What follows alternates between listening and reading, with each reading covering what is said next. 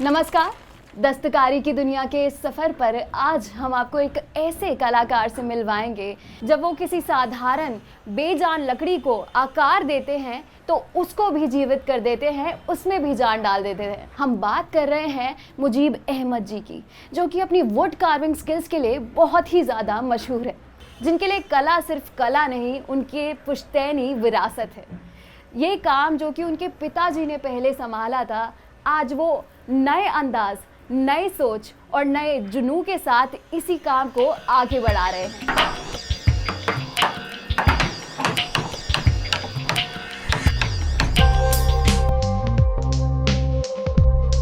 तो चलिए इस सफर पर आपको भी लिए चलते हैं और उनसे बात करते हैं।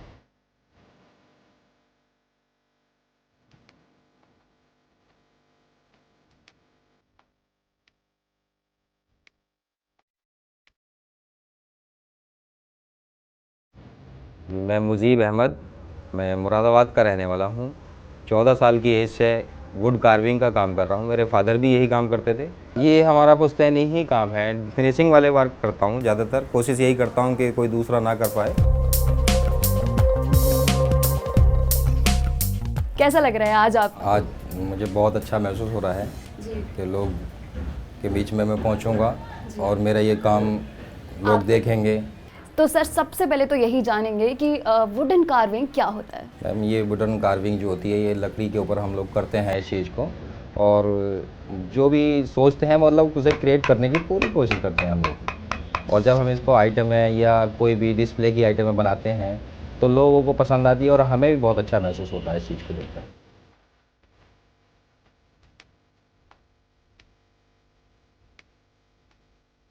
जब हम बात करते हैं कि चिजलिंग भी है उसमें, जब हम बात करते हैं कि उसमें ड्राइंग भी है, और जब हम बात करते हैं कि वो 2D में शुरू होता है लेकिन वो 3D बनता है, तो उस तक का सफ़र किस तरीके से किया जाता है? ऐसा होता है जैसे कि हम लोग किसी आइटम को सोच के बैठे हुए हैं कि हमने ये आइटम क्रिएट करनी है, फिर उसके बाद में हम उसकी ड्राइंग बनाते हैं। ड्राइंग बना करके फिर इसको हम अच्छे तरीके से उसको जो मटेरियल होता है वुड का, उस पर हम उसको चिपकाते हैं ट्रेस करने के बाद में, और फिर हम उस पर कार्विंग हैंडवर्क करते हैं सारी चीज़।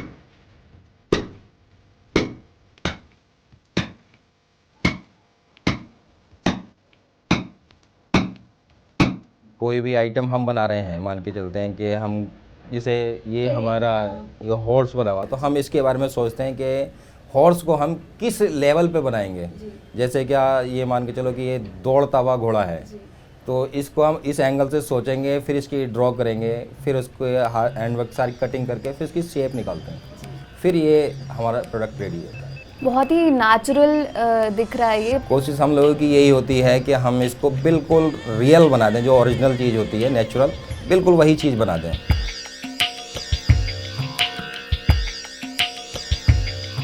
जैसे कि आपने गुरुद्वारे के लिए आपने अपना काम भेजा था, आपने मस्जिदों में अपना काम भेजा था, तो कहाँ कहाँ जगहों पर हम आपका काम देख सकते हैं? कुछ काम पंजाब के लिए आनंदपुर गुरुद्वारे में काम किया है। वहाँ पे एक गोल्ड का डोर बनाया था हमने। पहले हमने वुडन बनाया, फिर उसके ऊपर से हमने प्योर गोल्ड 24 कैरेट का गोल्ड लगाया, और गोल्ड लगाने के बाद उसको पूरा डोर हमने उसको बना करके वहाँ लगाया है। और काफ़ी हमने ब्रैकेट वगैरह भी, सारे ब्रैकेट वगैरह लगाए हैं वहाँ पे। काफ़ी काम किया है। पालकी साहिब भी बना करके दी है। कुछ काम मेरे उसमें अमेरिका में भी लगे हुए हैं, जो क्या चर्च के अंदर लगे हुए हैं। जो मैंने मेन विंडो बनाई थी, जैसे क्या ईसा मसीह जी की, मतलब 13 आदमियों की टीम होती थी, वो पूरी पिक्चर मैंने फॉलो करी थी और लोगों ने देखा और बहुत अच्छा रहा मुझे इस चीज़ के लिए। ऐतिहासिक चीज़ों में पहुँचे हुए हैं मेरे काम। आनंदपुर साहिब गुरुद्वारा है, उस गुरुद्वारे में मैंने काफ़ी सारे काम करके दिए हुए हैं। अलग अलग तरीके डिज़ाइन बनाए हैं। रॉयल कार्विंग करके हम लोग काम करते हैं। काम की डिटेलिंग वर्क हमारी ऐसी हो जो कि दूसरा कोई कारीगर करने में उसे बहुत ज़्यादा टफ लगे वो काम, इस तरह के हम काम करना चाहते हैं। आइए मैं आपको अपना काम दिखाता हूँ कि हम किस हिसाब से और किस तरह से किस किस चीज़ को हम बनाते हैं, और वुड कार्विंग कैसे करते हैं ये भी मैं आपको दिखाता हूँ। मुजीब जी, सबसे पहले तो ये जानेंगे कि आज आप क्या बनाकर हमें दिखाएंगे? ये हमें एक ईगल बनाना है, तो पहले मैं इसका स्केच करूँगा थोड़ा सा, और ये हमारी फर्स्ट स्टेज होती है जी। तो ये हम इसको ईगल को ये बना रहे हैं। ये हमारा सर और जो चोंच वगैरह होती है, ये इसके मैं पर बना रहा हूँ, जो इसके पंख होते हैं, और ये इस एंगल से बनाऊंगा मैं इसको, जैसे कि ये उड़ने वाला है, उड़ने के जो स्टार्ट होता है ये उस टाइप से ये बनता है। तो मुजीब जी, किस तरह की लकड़ी का आप इस्तेमाल करते हैं अपने पीसेस को बनाते वक्त? ये हम अपना जो है टीक वुड ही ज़्यादातर यूज करते हैं। टीक वुड में ही इसकी क्वालिटी और वो चीज़ निकल के आती है। जी। कहाँ से लाई जाती है ये जो टीक वुड है? ये नागपुर से आती है। वहाँ के जंगलों से ही लकड़ी आती है सारी। ये नागपुर से आती है, बर्मा से आती है, और तंजानिया से भी आती है। तो जब ये टीक वुड आपके पास आता है और इससे पीस बन जाता है, इसकी लाइफ कितनी होती है? इसकी लाइफ तो ये मान के चलो परमानेंट है, लाइफ टाइम है ये। कि इसमें सबसे एक्चुअली क्या बात है कि इसमें दीमक वगैरह का या कोई भी कीड़ा लगने का कोई वो नहीं होता है। और टीक वुड के अलावा आप कौन सी वुड का इस्तेमाल करते हैं? टीक वुड के अलावा स्टीम बीच वगैरह भी करते हैं, और शीशम वुड भी होती है हमारी, वो भी यूज करते हैं हम इसमें। और शीशम के साथ साथ मैंगो टीक वगैरह, ये आम की लकड़ी होती है, उसके भी कर लेते हैं।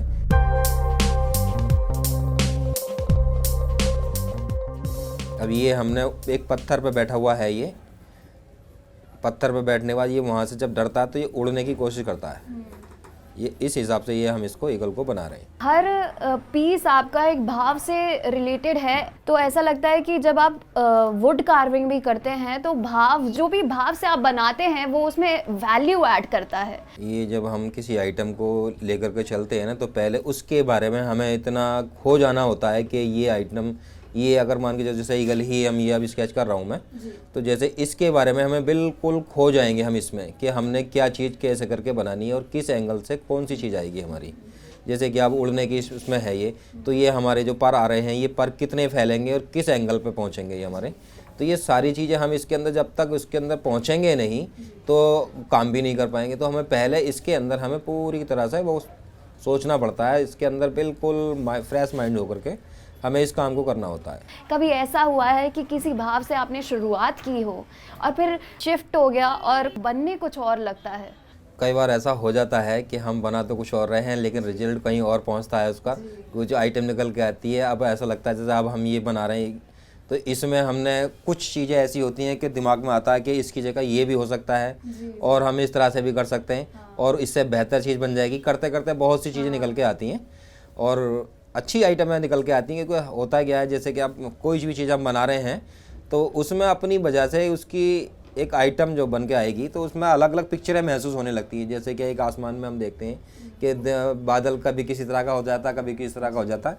तो इस तरह से इसमें भी हमारी ये चीज़ें आती हैं निकल करके, कि बना तो रहे हैं, इसमें हमें कई आइडियाज़ खुद बनते बनते आ जाते हैं कि हम इसमें क्या क्या और कर सकते हैं। अभी हमने इसका ये स्केच बना दिया है पूरा ये। अब इसको हम इसे यहाँ से हम काट करके निकाल गए, और निकालने के बाद इसको हम वुड पे चिपकाएंगे, और चिपकाने के बाद में फिर हम इसको बनाना स्टार्ट करते हैं, और औजारों की मदद से इसको हम काट लेते हैं।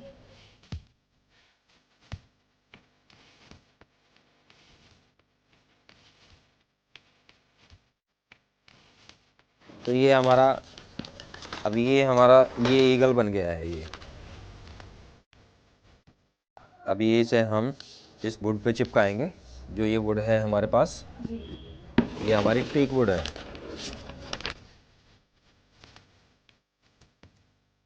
तो ये हम इस पे चिपका देंगे।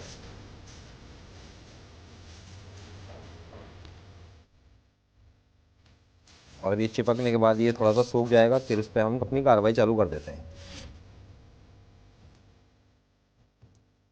सबसे मेन हमारा ये, जैसे अब ये ड्राइंग बनी है, अब इसको निकालना पिक्चर में कि हमने ये बनाया क्या है। ये तो ड्राइंग में तो बन जाता है, ये तो 2D है, ये 2D ड्राइंग है हमारी ये। अब इसको हम 3D में करेंगे। इस लकड़ी में से काट काट के इसको पूरा निकालेंगे, कोई मशीन वर्क नहीं होता हमारा इसमें। अब ये हमारी, ये भी रेती की चोर सी होती है ये हमारी, इससे हमारे सीधे पॉइंट बनते हैं। जैसे कोई भी हमने आकार को लकड़ी को काटना है तो इससे सीधी लाइन में कट जाता है। ये हमारे रेती का औजार है, उसे चौरसी हम लोग कहते हैं। इससे हम मोटा माटी काम कर लेते हैं। बिल्कुल सही कहा आपने, सारा काम आप हाथ से करने वाले हैं, क्योंकि हाथों की कला को ही तो दस्तकारी कहते हैं। ये पहले हम मोटा मोटा काट लेंगे इसको, बाहर से आउटर कट जाएगा इसका, तो ये मोटा मोटा शेप निकल जाएगी हमारी ये।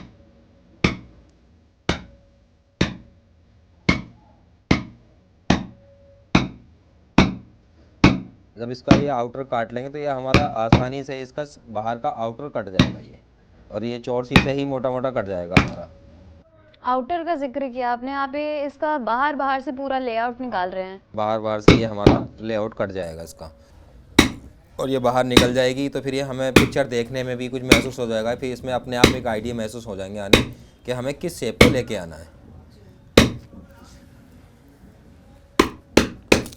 और इसके जो है ना, ये हम पर वगैरह जो है जो बारीक हो जाएंगे, पतले हो जाएंगे, तो टूटने का खतरा होगा, तो इसलिए हम इसे अलग से बनाएंगे। फिर तो आप इसके पर अलग से दूसरी लकड़ी पर बनाएंगे, फिर आप नहीं, इसको इसी में से निकालने के बाद में इसको जब ये इसका बेस बनाएंगे ना पूरा, ये जब बॉडी इसकी बनाएंगे तो ये पर इसके हल्के हो जाएंगे, तो ये टूटने का डर रहेगा। तो फिर इसको हम यहाँ से काट के अलग निकाल देंगे, फिर दोबारा से इसको हम ज्वाइन करेंगे।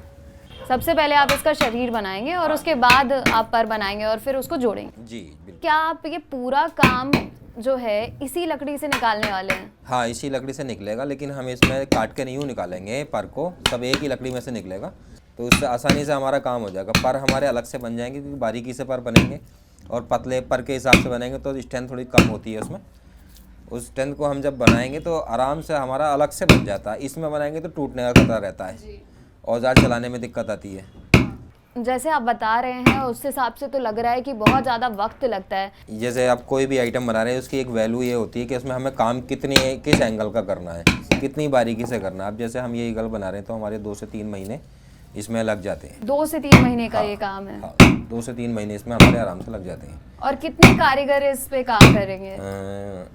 एक्चुअली क्या है दीपांशी जी, कि इसका जो बॉडी पार्ट है ना, ये इस बॉडी पार्ट में एक ही कारीगर काम हमारा करेगा जी। और बाकी जो है, क्योंकि जब एक आदमी के दिमाग में जो चीज़ चल रही होती है तो वो बाहर निकालना बहुत मुश्किल होता है, दूसरे बंदे को बताना बहुत मुश्किल होता है। तो इसलिए इस आइटम को एक ही आदमी बनाएगा। अगर पार्ट अलग अलग होते, अलग जो होती, तो कारीगर अलग अलग लग जाते हैं इसमें। जैसे ये हमारा अभी यहाँ पे हमारा पहला चरण ये पूरा हो गया। अब इसका जो है दूसरे चरण पे हम जाएंगे। तो जैसे अभी ये हमने पूरा निकाल लिया, अब इसको हम यहाँ से पर काटेंगे इसका, ताकि ये बॉडी पे हम इस पर काम कर सकें। यहाँ से हम इस पर को अलग कर देंगे तो ये काम करने में हमारे लिए आसान हो जाएगा। ये हम यहाँ से इसको काट के निकाल देंगे। अब ये पर हमारे यहाँ से अलग हो जाते हैं, तो हम इसके अब पिक्चर को पूरी को यहाँ से मिला लेंगे इसकी। किस तरीके के औजारों का आप इस्तेमाल करते हैं, और कई औजार आप अपने हाथों से भी बनाते हैं? ये हमारी चौड़ी शक्ति है। अब ये बड़ा काम, चौड़ा काम, मोटा माल उतारने के लिए ये हम इसे यूज़ करते हैं। और ये हमारा ये गोले वाला औजार है। ये गोले वाला औजार है, तो इससे हम बारीक गोले वगैरह बनाते हैं, तो इससे गुलाइयाँ हमारी पूरी सेट हो जाती हैं। ऐसे ही हमारी ये चौरसी है, ये रेती की बनी हुई है, और ये हमारे सीधे काम करने में काम आती है। जैसे सीधा कोई भी हमें बॉर्डर बनाना है, या कोई भी ज़मीन निकालनी है, कोई बेस बनाना, तो ये हमारा उसमें आता है। ये ऐसे ही ये हमारा इसको हम नक्शी भी बोलते हैं, नोकी भी बोलते हैं। ये हमारी बी शेप की होती है, तो इससे हम स्टार्टिंग में गहराई करने के लिए ये हमारा ये जाता है, औजार काम में आता है। सबसे ज़्यादा ये औजार हमारा काम में आता है, क्योंकि ये हर जगह पे हमारा यूज़ होता है।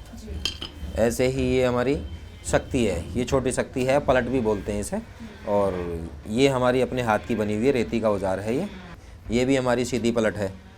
ये हमारा एसएस का स्टील जो होता है उसका ही बना हुआ है। तो बिना वक्त ज़ाया किए आपको दिखाते हैं स्टेज 2, जो कि उन्होंने पहले से ही थोड़ा आपके लिए तैयार करके रखा हुआ है। तो जी, आपने ये पहले से ही तैयार करके रखा हुआ है जो बॉडी है, तो अब यहाँ पे आप क्या क्या चेंजेस करने वाले हैं इसको आकार देने के लिए? अभी इसकी शेप निकाल रहे हैं पूरी तरह से जी। और ये जब शेप निकल आएगी तो अब इसकी पिक्चर में कुछ महसूस होने लगेगा कि हम क्या इसके बारे में बना रहे हैं और किस तरह से इसको हम करेंगे। अब ये इसकी हमने ये चोंच वगैरह ये पूरी बना रखी है। अब ये पूरी मोटा मोटा ये खोदा हुआ एक शेप निकाली हुई है। अब इस शेप में ये हम पूरा का पूरा ये काम करेंगे इस पर, और जब ये पूरी बन जाएगी तो ये एक ओरिजिनल लुक में आ जाएगी, बिल्कुल नेचुरल, जैसे कि हाँ बिल्कुल ईगल होता ही ऐसा है, इस तरह से आ जाएगी ये हमारी।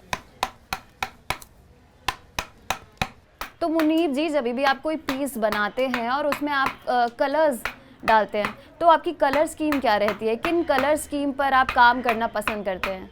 कलर के बारे में हम ये सोचते हैं, जैसे कि अगर कोई आइटम बना रहे हैं तो बिल्कुल नेचुरल महसूस होनी चाहिए, मतलब एक ओरिजिनल पिक महसूस होना चाहिए। अगर ओरिजिनल नहीं लगेगा तो फिर उसमें काम करने में हमें भी अच्छा नहीं लगेगा। हम यही चाहते हैं कि हमारी आइटम जो भी बने बिल्कुल नेचुरल लगे। अच्छा, मैं देख रही हूँ कि आप ज़्यादा परत नहीं निकाल रहे हैं, बिल्कुल कम कम कम कम निकाल रहे ये हैं। कम कम यूँ निकाल रहे हैं क्योंकि इसकी ज़रूरत के हिसाब से पूरी चीज़ हम निकालेंगे इसकी। ये थोड़ा थोड़ा करके निकाला जाता है। और ये अगर एकदम से ज़्यादा निकालेंगे, ज़्यादा हो जाएगा तो अभी तो लकड़ी मोटी है हमारी, तो इसमें से दोबारा निकाल सकते हैं, लेकिन कम हो गई तो फिर निकालना मुश्किल हो जाता है और फिर आइटम में मज़ा नहीं आता, इसलिए थोड़ा थोड़ा करके निकालते हैं इसे। जी। अच्छा, उसी से बात करते हैं कि अगर कभी भी ऐसे गलती हो जाती है और कोई पीस जैसे आप बनाना चाहते हैं वैसे नहीं बन पाता, तो आप क्या करते हैं?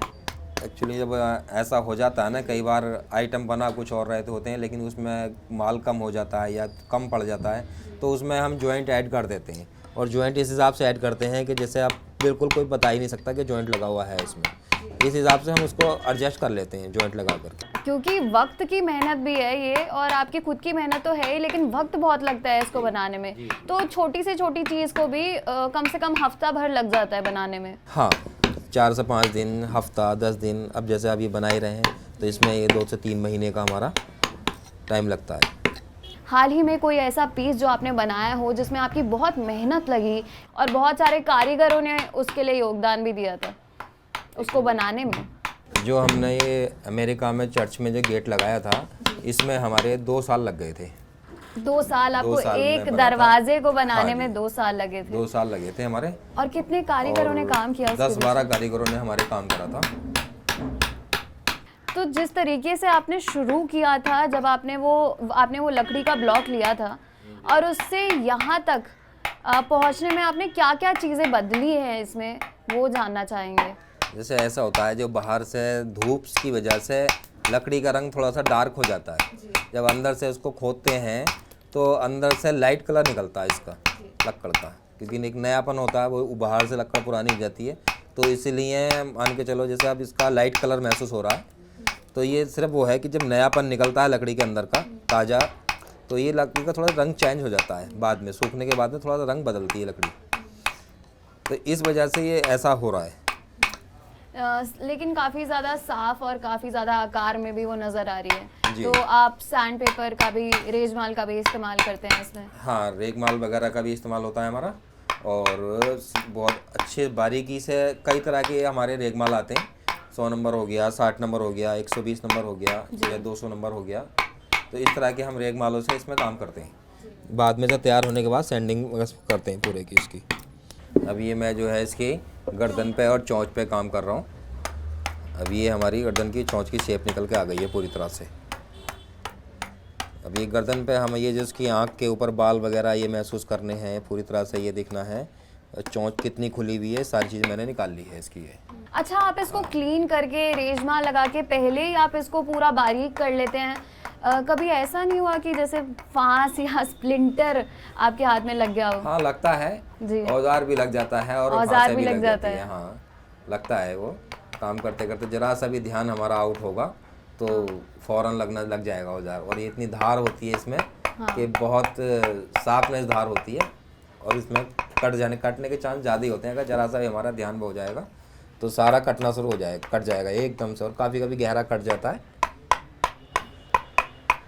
तो ये तो शुरुआती समय में आपको होता होगा, लगता हाँ, होगा। शुरू में काफ़ी बार हाथ कटे हैं हमारे। अच्छा। हाथ भी कटे हैं, पैरों में भी लग जाता है, और कई बार तो टाँके की नौबत भी आ जाती है। अच्छा। हाँ, और अब ये चोंच जो है ना, ये चोंच हमारी सिर्फ एक रेगमाल की फिनिशिंग रह गई है इस पर, बाकी ये हमारी चोंच ये आगे से पूरी हो चुकी है। और इसकी देखो आइज़ निकाली है। अब ये रेगमाल की इस पर फिनिशिंग करेंगे तो ये पूरा क्लियर हो जाएगी। अभी यहाँ पे मुझे इसके छोटे छोटे पर बनाने हैं, यहाँ पे वो पर भी मैं आपको दिखाता हूँ।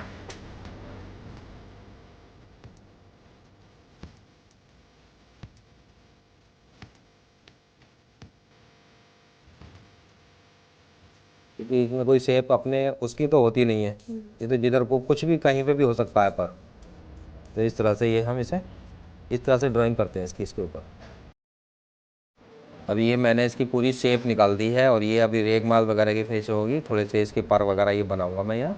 और ये बनाने के बाद में अब ये रेगमाल की फिनिशिंग मैं आपको दिखाता हूँ कि किस तरह से हम रेगमाल की फिनिशिंग करते हैं। देखिए मैं अब ये वी टाइप का ये औजार होता है हमारा नोकी, इसकी उससे ये हमने सारे ये निशान डाले हुए थे, इसके जो बाल वगैरह बने हुए से हैं ये हमारे इसके पूरे के पूरे बाल बने हुए हैं। ये सारे बाल हमारे इसी चीज़ से बनते हैं। यही चीज़ औजार हमारा ये काम में आता है। इसको नक्शी बोलते हैं और नोकी भी बोलते हैं इसको ये। ये सारी चीज़ हमारी ये इसी से बाल बनाए देते हैं हमारे। अभी ये हमारा यहाँ पे ये पूरा कंप्लीट आ गया है। अब इस पे हम ये रेगमाल की फिनिशिंग कर देंगे। इसमें ये सारी चीज़ें ये हमारी है ये पूरी तरह से ये फाइनल हो जाएगी। सबसे मेन फिनिशिंग हमारी ये रेगमाल की बारीकी से जो निशान होते हैं सारे इससे बारीकी से ख़त्म हो जाते हैं। ये जितने भी आपके मार्कर के निशान हैं ये सब सारे मिट जाते हैं। ये सब मिट जाएंगे इससे। और इसमें एक अपने आप में एक शेप महसूस हो जाएगी, क्लियरिटी हो जाएगी कि जो नेचुरल बना आएगा इसमें। तो ये इस चीज़ से आ जाएगा। कहीं पे थोड़ा बहुत डलक वगैरह रह जाती है औजार की तो वो इससे ख़त्म हो जाती है सारी, एक मुलायम हो जाता है ये, बिल्कुल स्मूथ हो जाएगा बिल्कुल। आपके इसके पीछे क्या विचार है कि क्यों लोग इस कारीगरी को अब छोड़ रहे हैं और बाकी काम पकड़ रहे हैं? ज़रूरतें ज़्यादा हो गई हैं और जब बच्चा पढ़ के निकलता है तो अब ऑफिस लाइन में या अपने इंजीनियरिंग लाइन में, इन लाइनों में ज़्यादा जा रहे हैं बच्चे। पहले के टाइम में तो ये होता था कि बच्चे काम सीखते थे, अब नहीं होते। अब सीखने के लिए बहुत कम आते हैं। अब तो ये दिलचस्पी वाला काम रह गया है। अब कारीगर भी मिलने बहुत मुश्किल हो जाते हैं। तो मुजीब जी हमारे दर्शकों के लिए आप एक बारी फिर से बता दीजिए कि कैसे शुरुआत हमने यहाँ से की थी और ख़त्म हमने यहाँ पे किया। जैसे ये हमने यहाँ पे ट्रेस किया और ट्रेस का ड्राइंग करने के बाद में पूरा ट्रेस का चिपका दिया यहाँ पे, इस पर हमारी यहाँ वर्किंग स्टार्ट हुई। और दूसरे चरण में हमारा ये इस शेप में आ गया था और इस शेप में आकर के मोटा मोटा इसकी पूरी इस बॉडी लैंग्वेज निकाल ली है हमने। और यहाँ ये हमने फाइनल प्रोडक्ट में अपना डाला है। ये पूरा ईगल हमारा यहाँ रेडी है। अब इसमें जब ये हम यहाँ के पर पूरे निकालेंगे इस तरह से करके तो ये पूरे पर पूरे फैल जाएंगे ये हमारे, तब ये हमारा बिल्कुल कंप्लीट आइटम बन जाएगी ये। और पता चलेगा कि ये डर में उड़ने वाला है। बिल्कुल बेहद खूबसूरत और बहुत ही ज़्यादा नेचुरल भी लग रहा है। और मुझे लगता है कि जब इसमें कलर किए जाएंगे तो और भी ज़्यादा ये मतलब निखर कर आएगा। ये जो आपका काम है वो बहुत ज़्यादा निखर कर आएगा। तो धन्यवाद मुजीब जी कि आपने इतनी डिटेलिंग और इतना मुश्किल भरा सारा काम आपने हमें दिखाया। हर तरीके के टूल से कैसे काम किया जाता है एक वुड पर, वो आपने हमें दिखाया, तराश कर दिखाया। तो उसके लिए बहुत बहुत धन्यवाद। आपसे बात कर बहुत ज़्यादा अच्छा लगा और आपके विचार जानकर बहुत ज़्यादा अच्छा लगा। और ये भी हमने देखा कि किस तरीके से आप अलग अलग तरीके से काम करते हैं, क्योंकि वुड तो वर्सेटाइल है ही, लेकिन आपका काम भी उतना ही वर्सेटाइल है। शुक्रिया देवांशी जी, आपने मुझे एक बार मौका दिया।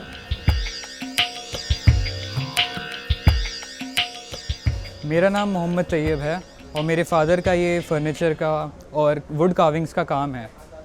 मेरे फादर को मेरे ग्रैंडफादर ने सिखाया और मुझे मेरे फादर सिखाएंगे। एंड मैं इस चीज़ को बहुत ज़्यादा लुक फॉरवर्ड करता हूँ कि मैं इस काम को और आगे बढ़ाऊँ और इस आर्ट को विलुप्त ना होने दूँ। And that is the purpose जो मैं चाहता हूँ कि मैं अपनी लाइफ में पूरा करूँ। दस्तकारी की दुनिया के ज़रिए हम चाहते हैं कि ऐसी जो कलाएं हैं वो लोगों तक पहुँचे और ऐसे जो कारीगर हैं जो इतनी मेहनत से ये चीज़ें बनाते हैं वो लोगों तक पहुँचे, लोग उनके काम को सराह सकें। तो ऐसे ही अनोखी कलाएं आप तक पहुँचाते रहेंगे दस्तकारी की दुनिया में। आज के लिए बस इतना ही। धन्यवाद।